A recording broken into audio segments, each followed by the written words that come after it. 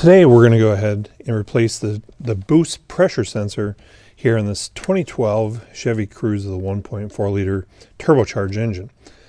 So you can see we've got the ductwork here coming into the engine as it leaves the intercooler. Of course, after it goes through the turbo, it goes to the intercooler. Now the ductwork leading into the intake. And we've got our boost pressure sensor here located in the ductwork.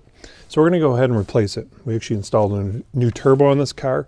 It's just good practice to replace the recording sensors along with it. So I'm just going to pinch the wiring right here, disconnect the electrical connector.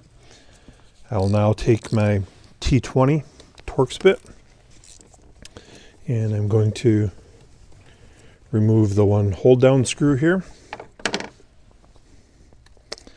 I'll give the sensor just a little twist, get it up out of the ductwork there. And similarly, we'll make sure the surfaces are clean here. We don't want any debris falling in there. But then I will take my new sensor, gently apply a little bit of pressure, kind of pop down in there. I'm going to tighten the bolt.